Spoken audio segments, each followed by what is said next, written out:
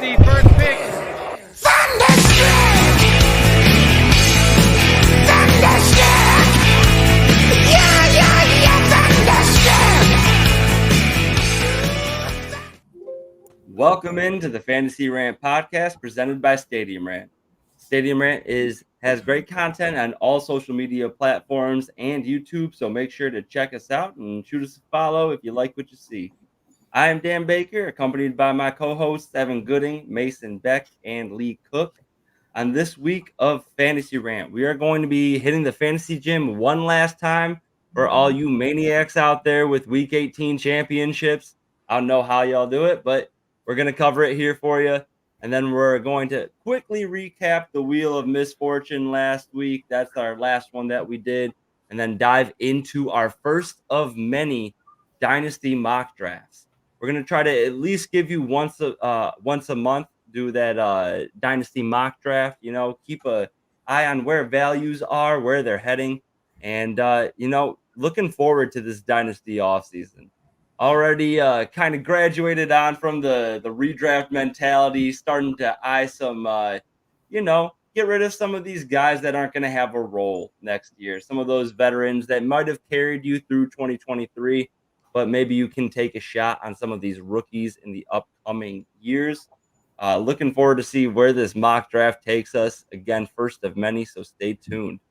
All right. Without further ado, though, let's jump right into the fantasy gym.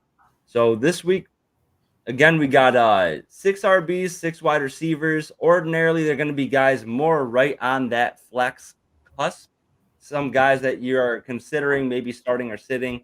But this week, with it being week 18, we're going up one echelon here. We're going to talk about guys like Zamir White versus Denver, Travis Etienne against Tennessee, Jonathan Taylor versus Houston, Devin Singletary at Indianapolis, Bijan Robinson at New Orleans, Aaron Jones versus Chicago.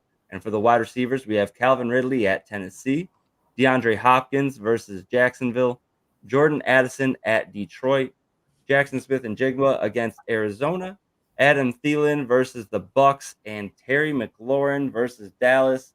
The guys I placed on this list, I tried to keep more so players that we know have something to play for or have been playing while out of the playoff race regardless. So hopefully this is valuable information for you guys that you know will be on the field. But you guys signed up for this Week 18 championship. Make sure you're keeping your eyes out for who's rested and who's not. Already have a lot of reports coming in from teams like Baltimore or the 49ers. Guys are going to be rested. So keep an eye out for that. Get a competitive leg up on your opponent by keeping an eye out for those reports. But let's kick it off with the top 6 in this ranking here. We're hitting the fantasy gym. Who do you got, Evan, as your top player? Let's get your top 6. Who you got that flex keeping the flex strong? Oh man, well I think JT's going to keep rolling with some momentum here that he picked up from last week. He's my number 1 on the week. We doing all top 6, or should we go maybe 2 at a time? How are we doing this? Yeah, go shoot your top 6, and then if we got any big disparities in our rankings, we can go over those. Yep. Then I got Etienne, I got Ridley, so jag to jag back to back, D-Hop, Bijan, Singletary, and that's my top 6. Okay. If you guys got only two wide receivers in there, and normally I'm bigger on wide receivers, so right, yeah, and for full transparency, we're going full PPR, so I do get that. Normally having more wide receivers, but Mason or Lee, do you guys have any big things that are standing out to you? Because I got a couple if y'all don't. I've got one. I mean, we're 5 out of 6 the same there, Evan, and pretty close order. The big difference I have D-Hop at the bottom. As you guys know from weeks past, I'm not a believer. Levis is so streaky. Actually, I have D-Hop 12. I have him last. And I have Aaron Jones in the top 6. It's a risky matchup, but the Packers, they got to win. They're playing for something. Tennessee's not. And I'm very running back heavy. I'm running backs 5 out of 6 in the top. Tennessee may not be, but D-Hop is. He's got some contract bonuses he's trying to hit with this last game on the season. He's actually really close. He's almost at 1,000 yards. So he's got $1 million passed on the 1,000 line. yards last week. Did he? I know. Well, for Yeah. his contract bonus, I know he's got to get like just a little bit more, I think. Yeah, I did Okay. see a couple of those. Yeah. Okay. Yeah. Sorry, or Mason, did you have something? Yeah, I honestly think that JSN, I have him. Let me see what I put him as. I had him here as my number 3. Good matchup against Arizona. JSN got his least amount of targets of the season last week with 2. So, I'm not expecting another week like that. I'm not worried at all if, I'm playing this week. If I'm not worried that he's going to put up another game like that. He salvaged the day with the touchdown, but With the touchdown, right. First one, and Seattle is in the later game. They do have a chance at playoffs if other things go correct. But at that point, they might find out that they're out of playoffs. And, there's no point of really sending in DK and all that. And JSN might have a good day because, they're going to be sitting some of the other guys. And he's going to really have a good opportunity. Week 18 is a good rookie week usually. Yeah, I don't know if Seattle can get in without winning because right now the Packers they have the 7 seed. So I think they'll have something to play for regardless. But I hear what you're saying. I also have Jackson Smith and Jigma ranked I got them at number 10 right now. And then the other big difference we had, I have Travis Etienne all the way down at 11. Tennessee has been really tough against the run. I think that Jacksonville gets it done through the air. That's why I have Calvin Ridley up at number 4 right now. But other than that, not huge differences in our rankings. I will say I have Zamir White as number 1. They don't seem like they're trying to run out Josh Jacobs anytime soon. Denver's 31st against the run, against running backs, I should say. And he's just been getting fed. Even last week, he had I think it was 6 targets and 5 receptions. So they're using him in all facets of the game. I think they're trying to see if can be the guy next season, and they're just going to keep on feeding him. So I have him at number 1. I do like Aaron Jones and Devin Singletary up at the top. I also talked about Calvin Ridley and Jonathan Taylor up there. D-Hop, I also got at number 4. So pretty much everybody relatively close to where you had them. But don't like JSN that high or Travis Etienne this week. Yeah, White makes sense though. I mean, I do think that they're going to trickle in Jacobs in there too. I mean, they're still fighting for a spot, right? So I don't think they're mathematically. Nope. Yeah, they're mathematically eliminated now. Only the Steelers, Texans, and Colts can fight for the 7 spot, and the Steelers have an outside chance based on the tiebreaker. They lost the game to the Texans and the Colts. I would bump him up then too. Bump him up in mine. I thought they still had a shot, so they might throw in Jacobs. One thing I would out too. I don't think they throw in Jacobs right now. It seemed like he could have been good to go, at least as of last week. Right now, as of Wednesday, his Wednesday report was non-participant in practice. I think they're just keeping him on the back burner personally. Yeah. But, that's what's tough about Week 18. You really never know what teams are going to roll out there until it's reported. So that being said, Evan, why don't you kick off the bottom 6 as well, just to keep it consistent here. Yeah, so I had Thielen as my caboose. Then I had White, but obviously he moved up because I was assuming Jacobs would come in more. Then I had Jones, McLaurin, JSN, and Addison. All right.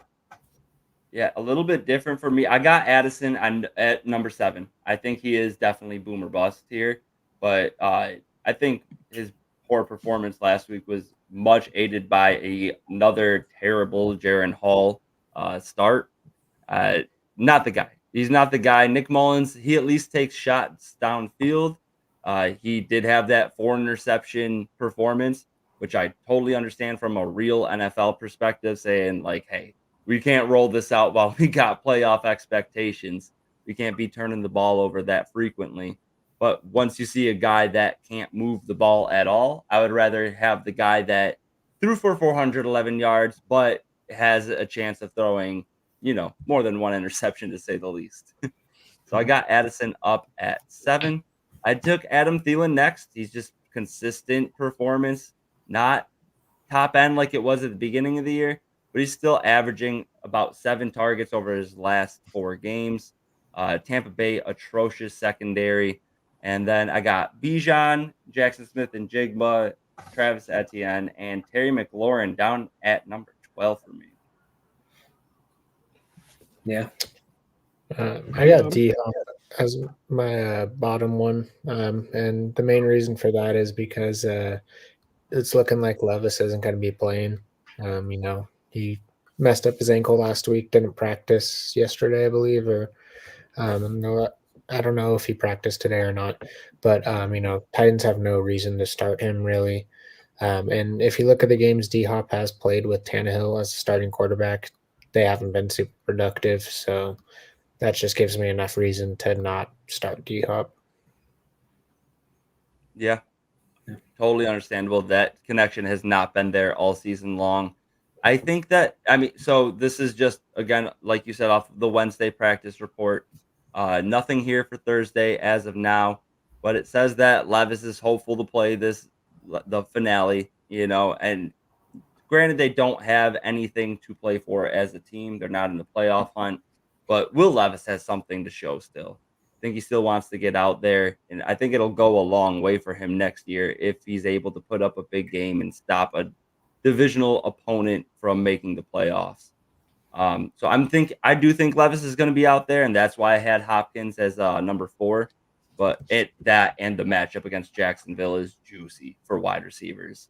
But I totally get that if Tannehill was out there, Hopkins moves into my bottom 6 for sure. Yeah, and like I said before, I have Hopkins at the bottom as well. Kind of in agreement with Mason there. I think Levis has done enough where he's a starter going in without playing, and I don't know that you risk him if it's on the fence or close. But my bottom 3 are all guys who really don't have, at least their teams don't have anything to play for. Hopkins at 12. I've got McLaurin. Even though Dallas secondary has been iffy, Sam Howell is starting again. They just don't seem to have that connection. Have Thielen at 10. Again, their owners throwing drinks on people. They're just, it's a dumpster fire in Charlotte right now. So Bryce Young could come out and have another good game. The Tampa secondary is certainly susceptible, but I'd be very hesitant to roll him out in a championship week. I had Addison at 9. I had the Raiders running backs, just clumped in at 8. And Dan, I just wanted to follow up. I know you said Denver is 31st against running backs. I wonder how much of that skewed just by that one big game by Mostert and Achane. Feels like Denver's been quite a bit better in the last 6 to 8 weeks, and that may be I may be off on that, but it feels like they've been better. And again, that's a game that doesn't matter for either team at this point, so it's a little scary. And I did have JSN at 7, playing, trying to get in the playoffs. And Mason, like Mason pointed out, it does seem like rookies, especially rookie wide receivers, a lot in years past have had big week, 18 or 17 when it was 17 weeks. Mm-hmm. Yeah. To your point, Denver's definitely been better. No argument there. Last 8 weeks, they're 16th against running backs in half PPR formats. They've had some spike weeks, like in their favor. They held the Chargers to 5.6 half PPR points to the running back position. And then back in week 12, held Cleveland to 12.1. Outside of that, it's been at least 13th best or more, ranking all the way up to 29th. So they've seen some streaks here and there, but I agree with what you're saying. I think they're playing much better and shouldn't be thought of as the 31st against running backs. But I do think that with the sheer volume Zamir White's getting right now, I'm very comfortable starting him. And if you have 2 other better running backs, happy to have him in my flex right now, especially as a late season ad. I wonder how many championship rosters he was on, considering he started catching fire right around playoff time. Probably one of those guys that you were able to add last minute there that was on a lot of championship rosters. I got him Before sitting on we my taxi squad on one down championship. to Texas, hey, Yeah. we'll take that. One of my buddies, he drafted him at the 110, and I was dogging on him for so long. I think this is the moment he's been waiting for. Yeah. Definitely still not worth the first rounder 2 years ago that he spent on him. But, if you have Zamir White, there's a lot of hope ahead. Josh Jacobs in a contract year. Likely that they're not going to pay their running back that much that Josh Jacobs is asking for, especially when they need a quarterback as bad as they do. But hey, while we got a second here, let's take this time. It's the end of the year. Let's talk about any of these championships we pulled in. Lee, I know I talked to you. You got quite a few lined up here. 4. Oh, not 1, not 2. LeBron got 4 rings. Yeah, it was a good Sunday for me. 4 championship matchups, 4 wins. Let's go. Had the matchups at the end go my way. It was 2 dynasty, 2 redraft. The one that really stood out to me, and I know a lot of people don't have kickers and defenses on their dynasty, but my home dynasty, the one I run, we do. And Harrison Butker had not been playing well. And I looked at the waiver wire. I was very close to dropping him. I did not. And that proved to be a championship winning non-move, if you will. Right. 6 field goals. He was 24 points. He was my high scorer of the week. That's huge. 6 field goals, then, man. That's why I got kickers out of my league. Yeah, 6 field goals, can't have it. messing up my rings. That's not okay. But no, that's a lot of people are running their championships off the back of kickers like that, or the Browns defense putting up, I think it was 16 or 17 points last week. We don't talk about it too much on this show, but it does go a long way. And please do comment if defense is part of your league and you want it to be more a part of this show next redraft season. During the dynasty season, we're not going to talk much defense here, but let us know, and we'll make the adjustments if we got enough people commenting in. All right. Anybody else with some big championship week matchups that came in clutch? Didn't come in clutch in mine. I lost mine by my opponent had his best week of the season, almost putting up 200 points. So going from the 6th seed to taking the title from me. And he took me down too. I won it last year. I made it to the championship this year. I'll be back again next year. Hey, man, thank you, Shriner, for preventing the repeat here. Don't want to listen to this kid brag about his repeat all off season long. Mason, you have any big championship week games to talk about? It wasn't the greatest year for me. I had a lot of second and thirds. 3 of the championship games I had, 2 of my teams scored under 100 points in standard PPR. So, that's always a fun way to end off the season. But, second place is at least something. So there's at least some money. There's some money to be made still. All right. I had 11 leagues, made the playoffs in 8 of them, won the championship in 2 of those 8. Was in the championship for 3 of them. Had a tough game in the one that I lost, and my opponent blew up. That was rough. But we had the Creators League here. Had a bunch of guys in this league that are, respected minds in the fantasy space. But yeah, I came out with the dub there. That was huge. Loved getting to talk a little smack to our boys over here. Some Stadium Rant guys, some guys spread across the rest of the Twitter sphere. But yeah, no, that was awesome. And then in my biggest money league, I took home the W.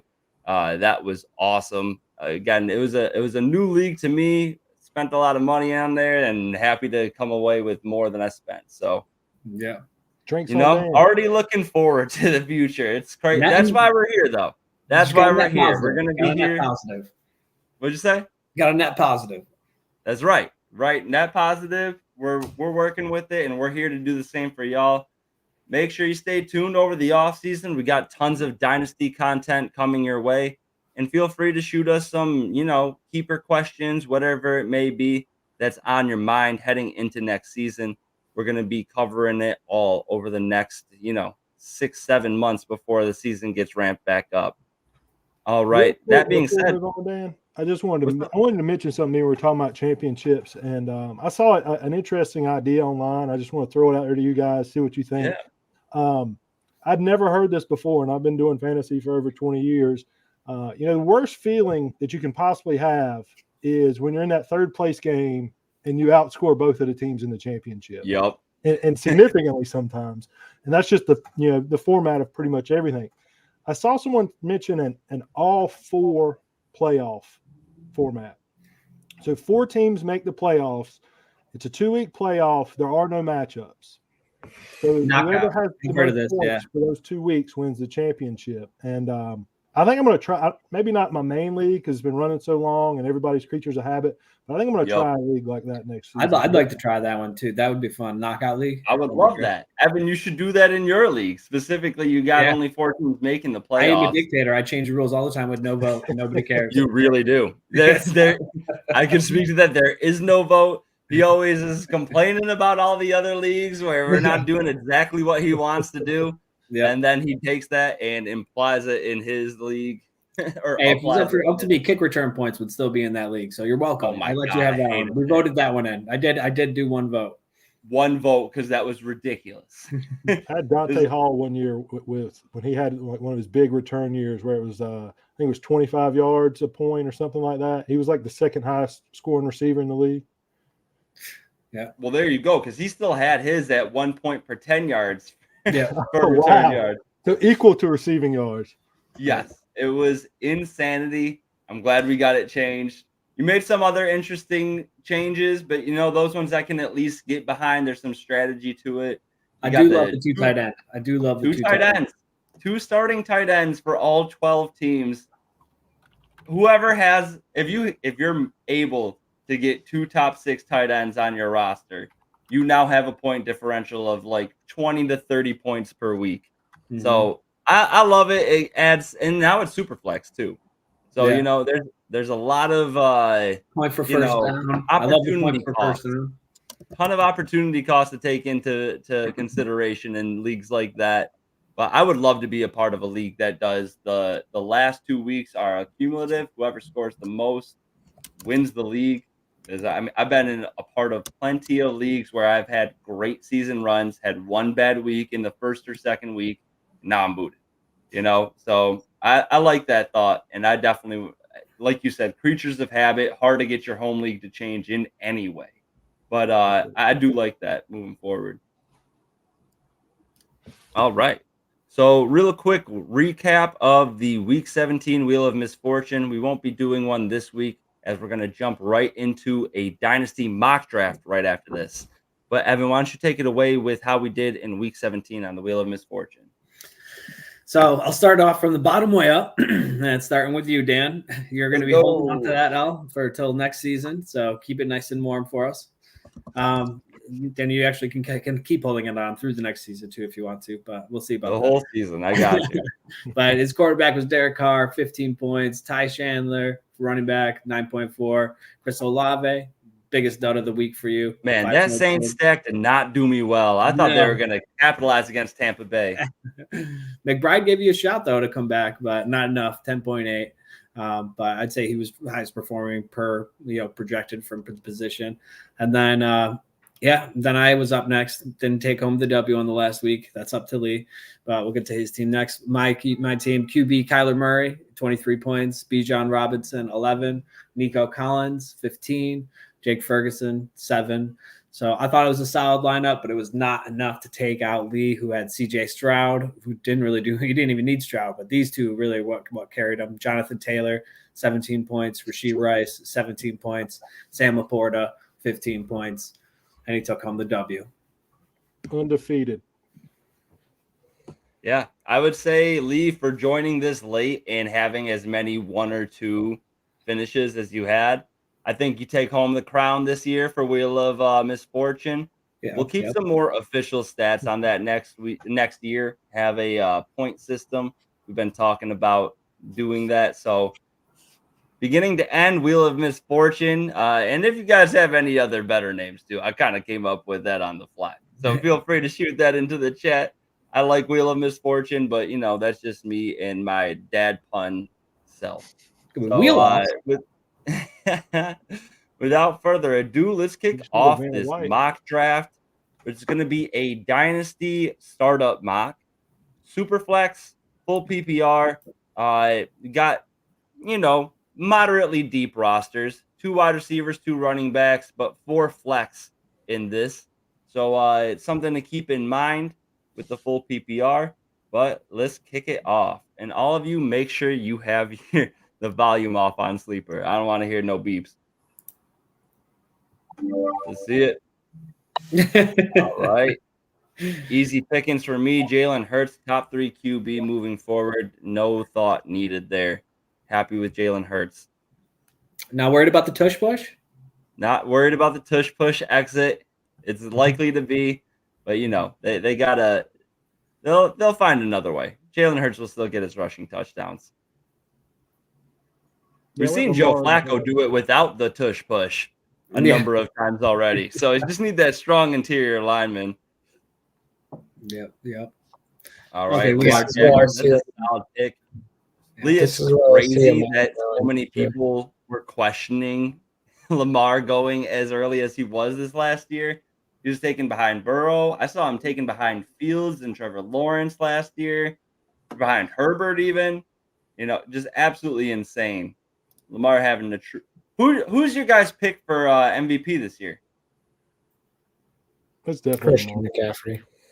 Definitely Lamar. Of course, the 49er fan comes in with the CMC. I mean, it should be Josh Allen, honestly, but Lamar too. Josh Allen? He's got more. Well, before last week, he was like better than Lamar was doing throughout the entire season. So for fantasy, yeah, but not for real life. Yeah, true. I'm giving it to Lamar. Minus 20,000 right now at the books. Yeah, it's Lamar, man. Like, it's a lot. That team, obviously, they have an insane defense. That helps a lot. But when you have Lamar doing what he's doing with those wide receivers, you can't tell me that if Josh Allen had the same wide receiver core that he'd be putting up better numbers than Lamar right now. It's just insane. One rookie quarterback, one wide receiver that's kind of considered washed already, and then Rashad Bateman, who's pretty much a bust at this point. Yeah, no Andrews for half the season. Yeah. Well, yeah, I'm surprised he left me CD Lamb over here. Took on Monroe St. Brown over him. Well, that was Mason. Oh no, yeah, Mason, yeah. I mean, I'm expecting Amon to be gone like this early. I mean, CD honestly could be the better pick. I just love Amon, so I'd take Amon over CD any day. I mean, wide receiver 3 right now, to finish off the main fantasy season besides week 18, if you're doing that. And I don't see him, honestly, really ever going down. I see him being a top 5 receiver for years to come. And so I think it's worthy of a first-round pick. Yeah, I'm losing him as a keeper in one of my leagues. Pretty upset about it. Computer just took Travis Kelce, 2nd round. Ugh. Yeah, so I should have said this at the top. We're working off of Sleeper's ADP here, so a lot of these bots are going to be taking what's given to them. This is pretty outdated. It's based off of middle of the season, beginning of season rankings. There's going to be some guys that I'm sure that we bring up as complete values that would not be there otherwise. I'm going to leave my main value in this draft for a little bit later. Hopefully that guy falls to me in the next round here. Hopefully me saying this doesn't draw a lead to that name. What do you guys think about where I drafted Gibbs? I love it, but doubling down on the Detroit stack. Yeah, that's heavy Detroit. In a real draft, I would have, of course, taken Christian McCaffrey over him, and probably all of the wide receivers that just went here. Yeah, I would be lining up the wide receivers. I'm going to take. Ooh, that is tough. Without it being a tight end premium here, I do think Mark Andrews is going to shoot up into that Travis Kelce range, with Kelce having a strong downfall in the second half of the season. But Breece Hall, he's been producing in an offense that has not been producing. I think that they either get Aaron Rodgers back and maybe sign a more consistent backup, we'll say, than Zach Wilson. So I'm gonna roll with him happily. And then this is the guy that I talked about all last season that really has no business being here. I'm taking Kyler Murray. I took him in the 4th last year, all year round in all of my dynasty startups. Just insane that he was lasting until the 4th round on average in these startups.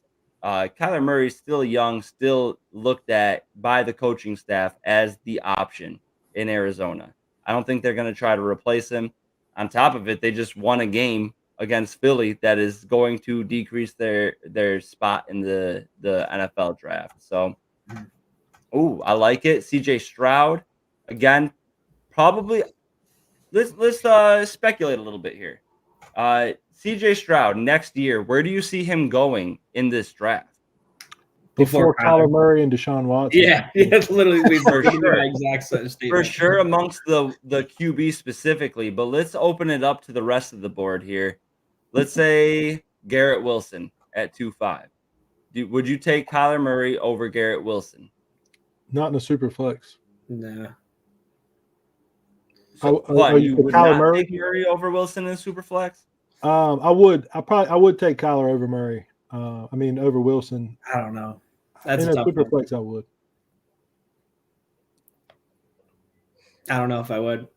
I don't know if I cheated would. the system a little bit. I felt like with the rankings and with all the computers, I would be able to get Stroud in the 3rd. Or I probably would have took another. A lot of super flexes, I do go quarterback, just to try to shore up the position. Oh God! I just realized I took my 3rd Detroit guy. Oh my He's taking God. that whole offense. That He's taking that whole offense. is too funny. We had some dynasty drafts with each other that you took CMC, Kittle, and like Purdy late on or something or maybe Ayuk. Yeah, the San Fran super stack. I did it once, like 2-3 years ago with the Vikings, and I actually came in 2nd in that league. So One of maybe my that Dynasty year. championships, Gibbs was my 1st pick. Laporta was my 2nd pick in the rookie draft last year, and I traded for Jared Goff, and I survived the bad Gibbs week to win the championship in that one. So I don't hate it. I mean, the future for the Lions is bright. It's just on some off weeks, it's going to be tough for you with that team. Yeah. No, that's valid. That's valid. And obviously Amon-Ra, Gibbs, and Laporta all receiving options. If you get Jared Goff later on, that's not the worst stack of any team that you could have one of each position. But we'll see if they add more people either through the draft or through free agency. I'm going to give that a look right now, see what they're starting off the year with how much cap space they have.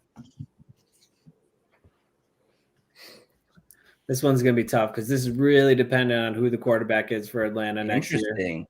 Travis Etienne right now, I think I would have to fact check this, but I would be willing to bet that his super draft or super flex ADP would have been later in drafts at the beginning of the season just because of the worry about Tank Bigsby. Yeah. Obviously, he hasn't looked like what a lot of us thought he would be. He hasn't been used in that format, but I do think that there's room for him to grow into that role still.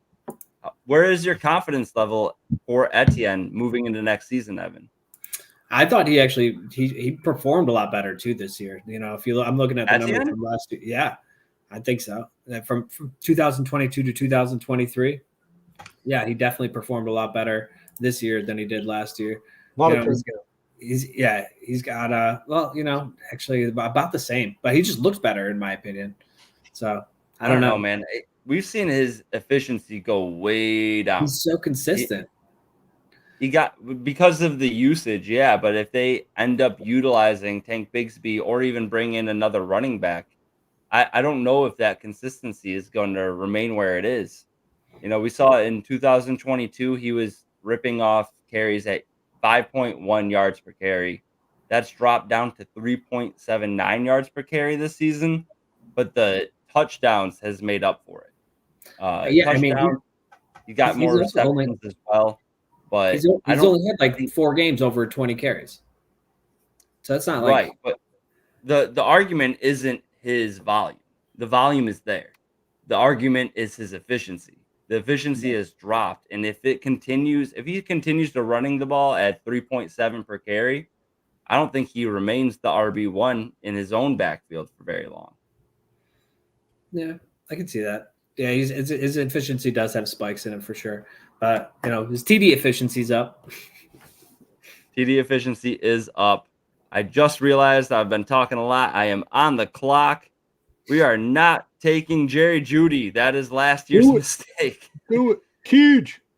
All right, here we go. That's my guy. DJ Moore. I need a wide receiver 1 on this team. He is by far the wide receiver 1 on that team. And even if they bring in a top tier talent, I don't have too much worries about DJ Moore. I think even bringing in a secondary option that doesn't true. If it's not Marvin Harrison or like the best wide receiver out there, DJ Moore going to get a little bit less, focus on him next season. I very much like DJ Moore moving forward. Ooh, boy. This is hard. Because for the running backs here, let's get you guys rankings. Keep one, trade one, cut one. Najee Harris, Tony Pollard, Ramondre Stevenson all have their own either, running back by committee situations or contract disputes. What do you guys think here?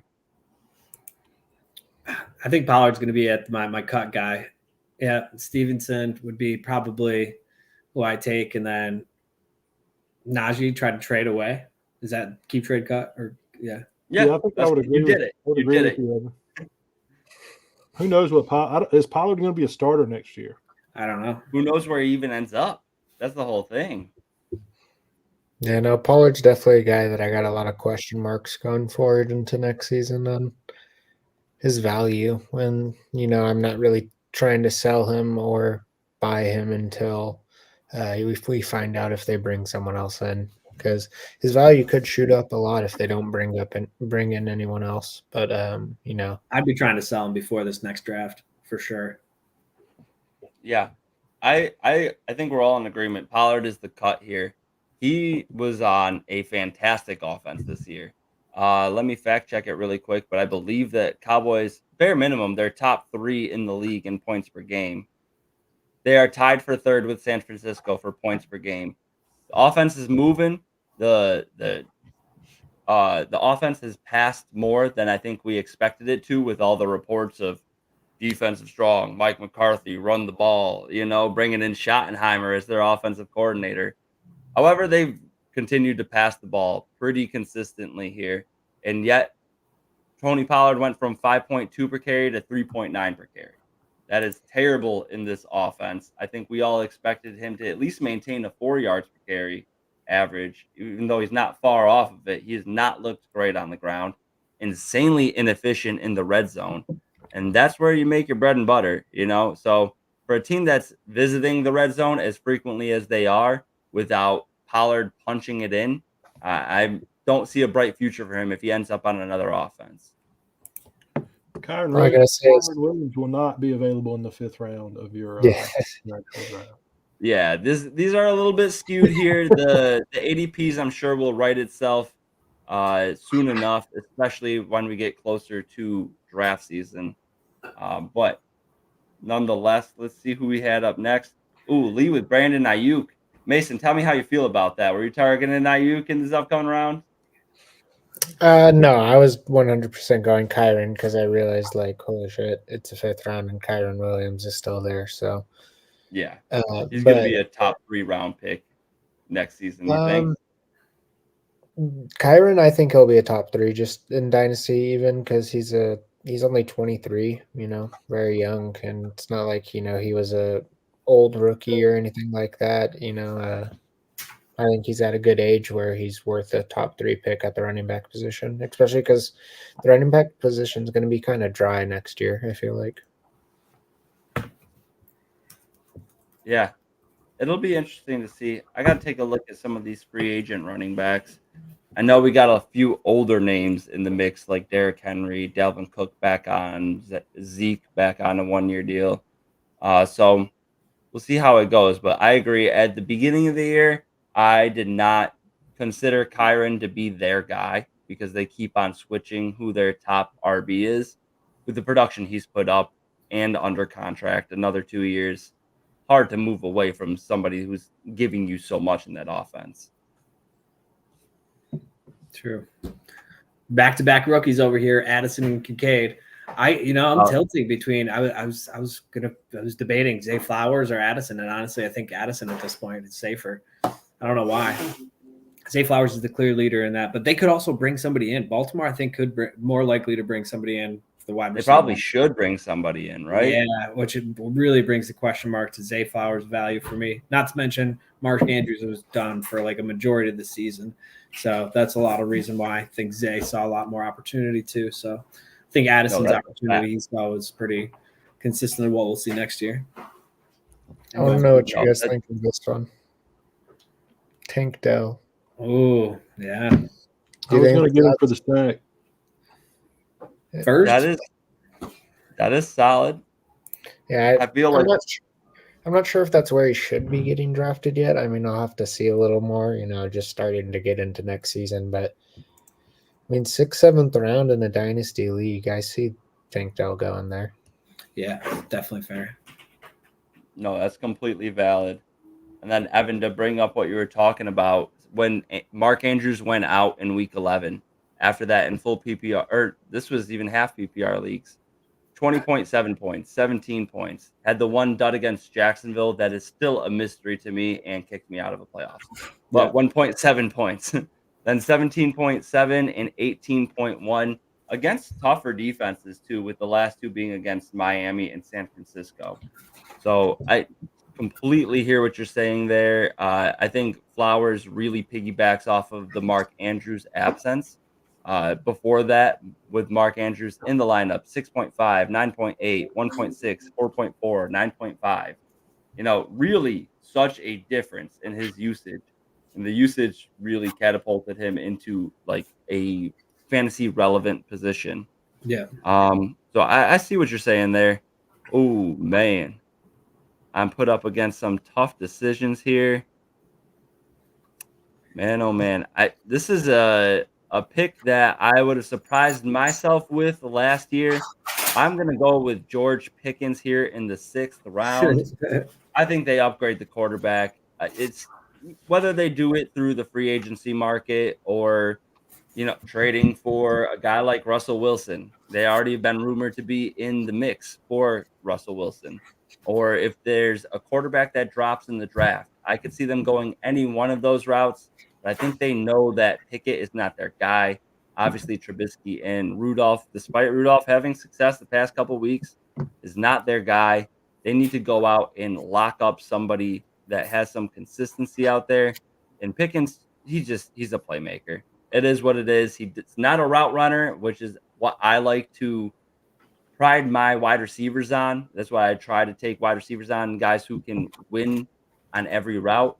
Pickens isn't that guy, but he can win on every jump ball, And then when he gets occasionally that open break in the defense there, he'll house it. And you know what, Ivan, I'm gonna wipe up somebody you didn't take a pick on. I'm gonna go Zay Flowers, even though he does take advantage of the Mark Andrews absence. I got DJ Moore and George Pickens, who are more big play guys. I need somebody that can go into this team, have a weekly PPR performance, and I think Zay Flowers can do that for us here. Ooh, I like the Rachaad White value there, Lee. Thank you. I want to touch on the Pickens thing. Like Tyler saying, they'll upgrade at QB. Kenny Pickett locked a full practice, but they're still going with Mason Rudolph as their starter, which they should. Mason has been doing good, but it just shows they don't have faith in Pickett at all to clutch 100%. Out a win. 100%. Yeah, Pickett's not that dude. Let's take a look here. I'll do it on not the main screen. I can see Russell Wilson going to Pittsburgh. We'll call that. I think so too. I mean, this is just hearsay, but I was talking about it with some friends, and They don't think it's going to happen. I think that it's the most likely landing spot for him. They're the most playoff ready team. They're not ready to go full rebuild and risk it on a rookie that could take a year or two to develop, especially with where their draft pick's going to be. They're consistently a team that finishes above 500 with Tomlin as their head coach. And like we said, Pickett is not the guy. 13 touchdowns, 13 interceptions in 25 games played. Ugly, ugly, ugly, ugly.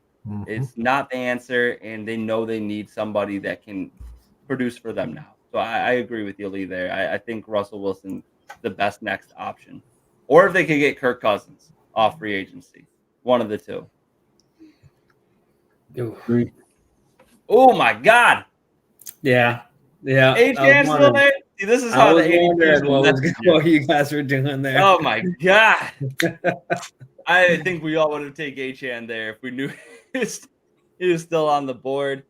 I considered him with the white pick. ADPs to get back to where they should be. I think this is fair value for Keenan Allen right now too. I think Keenan Allen went around this spot last year. Yep, I think his value. I mean, he played a career year.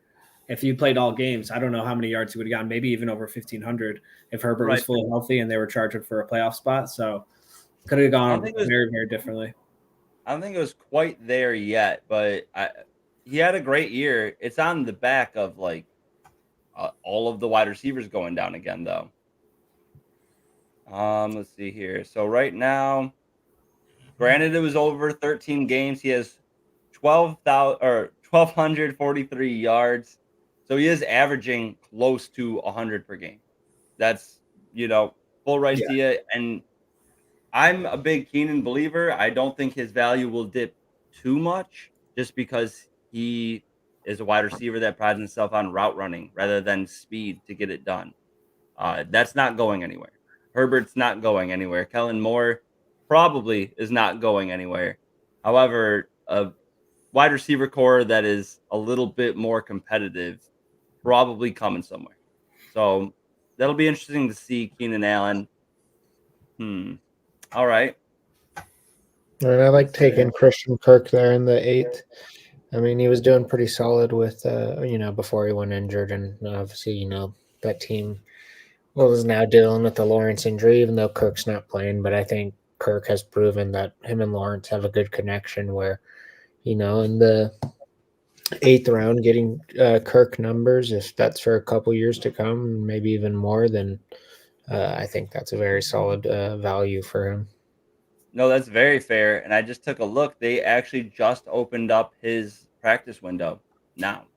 So he's got 21 days to get back at it. I think that if you do have a startup draft out there, make sure you're paying attention to things like this. Guys that are injured right now that are going to see a value dip, but don't have long-term injuries. That's not a late season ACL, MCL, Achilles, something like that. These are the guys that you can go and get at a value like Christian Kirk in the 8th round right now. So I very much like that pick. I'm going to follow up here. James took my running back. I was taking James Cook with my next pick. Yeah, I mean, it's insane. Again, we're going to see some guys that absolutely will not be here once the ADP has been righted. But right now, I will be very happy rolling James Cook out as my RB2, getting him in the 8th round.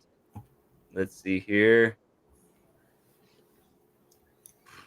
It is slim pickings already. I feel like either you want your old man, or do you want somebody who is going to be riding the bench for another year?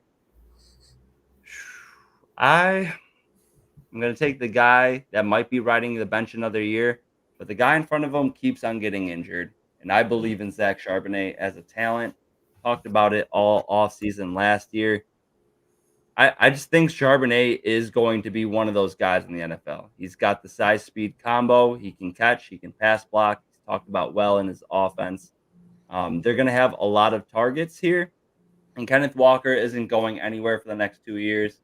However, Zach Charbonnet will eat when Walker is out. And that is not infrequent. Walker's a pretty, injury-prone running back. I hate using that term, but he gets injured. He does. He was just solid for when he's playing. That's absolutely solid. Amazing when he's playing. I love that Nico Collins value there, but there's no shot you're getting him in the 9. Yeah, right. Yeah, agreed. Had to get my stack. I'd prefer Tank, but I don't think Nico's very far behind him. Yeah. And again, this is a great learning example for everybody watching out there.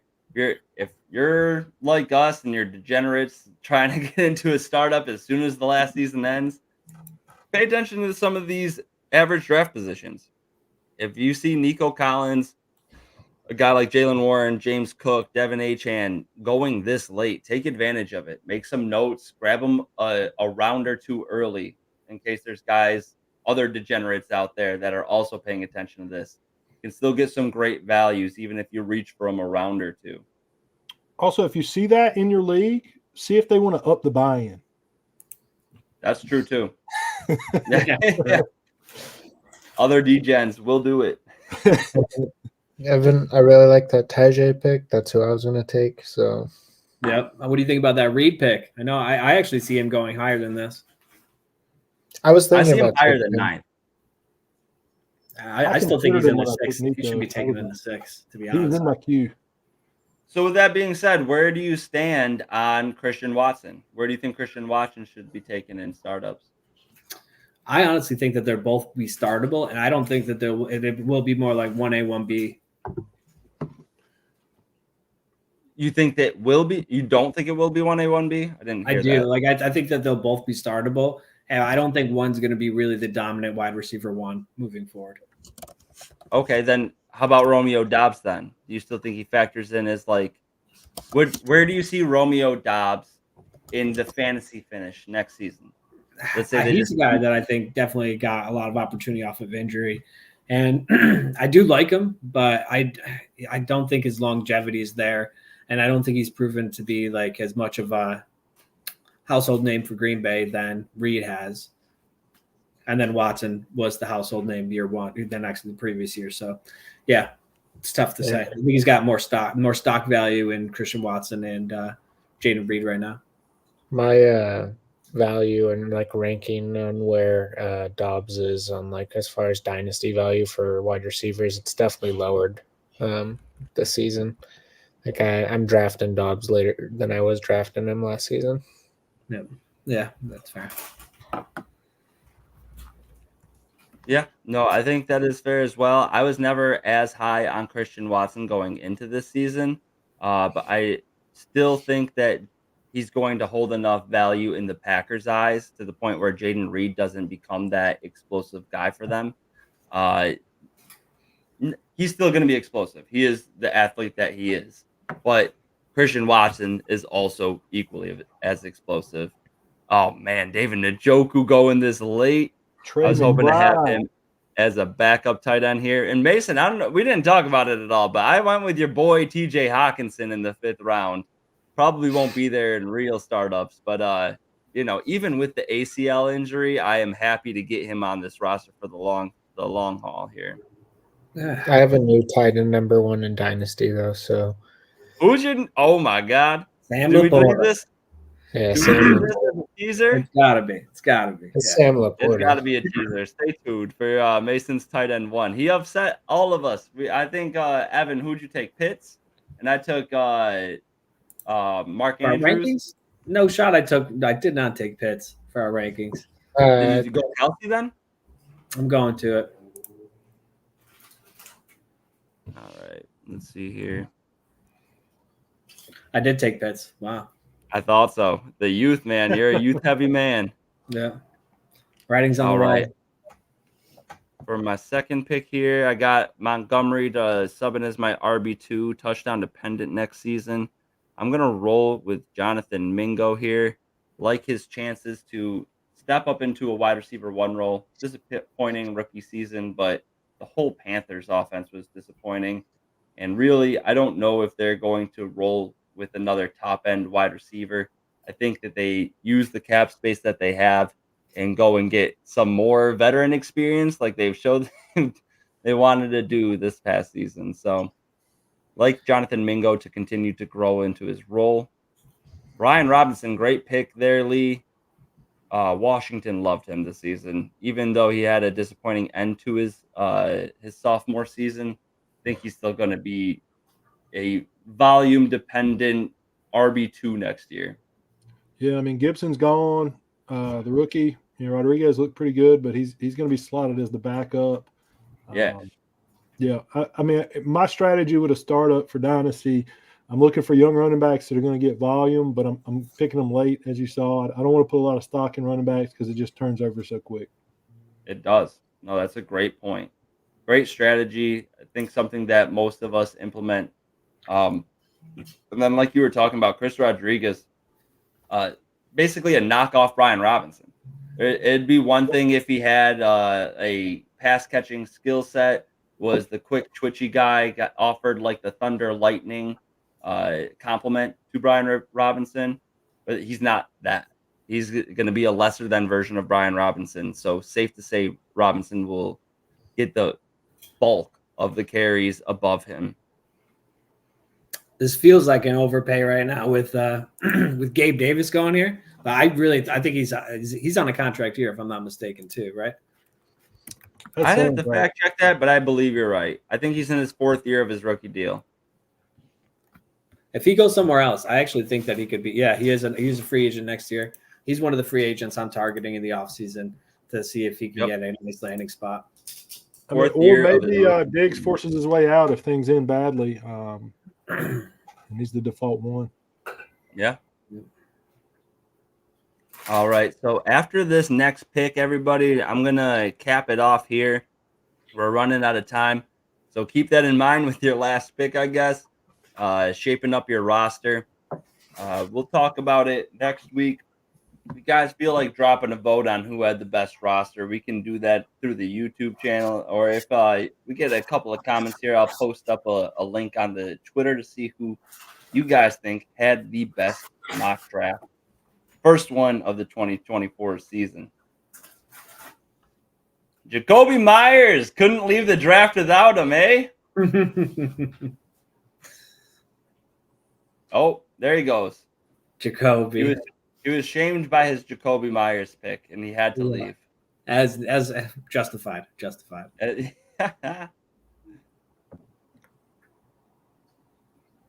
All right. I don't know how you joined on a different link, but you're back.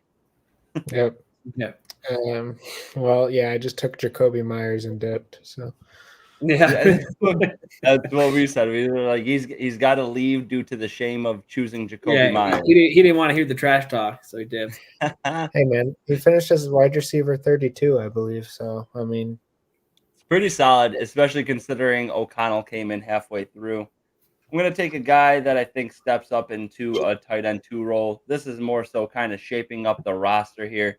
Doubt I would have gone Musgrave at this pick, but we're talking about shaping up our rosters here.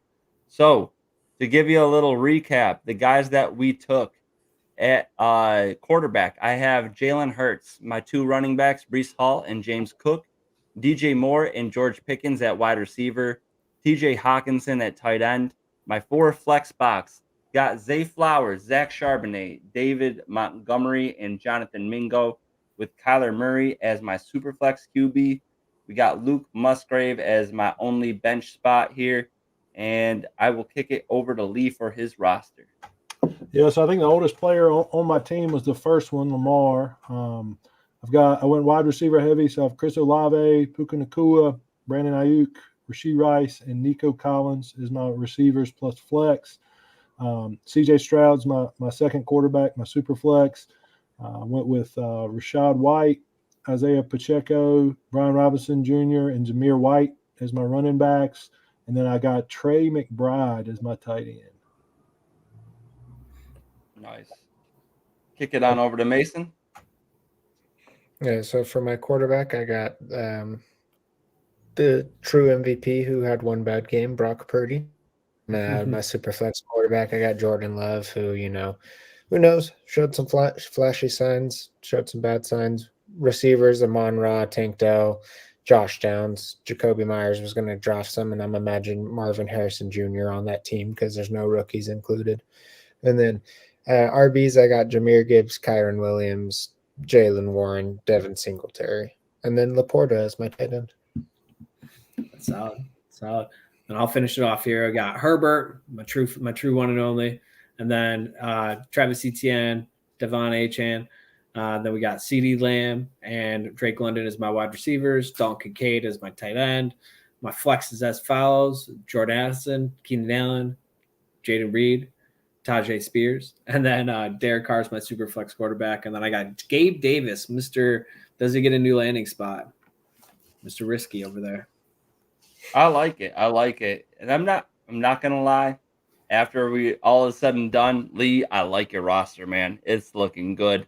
Yeah. I think we're on a few weeks in a row here where we're on simpatico terms, but I would take those running backs as late as you got them. But that's gonna conclude this week of the Fantasy Rant podcast. Again, make sure to check out the YouTube channel, check out the socials. If you like what you see, drop a follow. We much appreciate it. But good luck for you crazy managers doing a Week 18 championship. Best of luck to you. Take it easy, guys.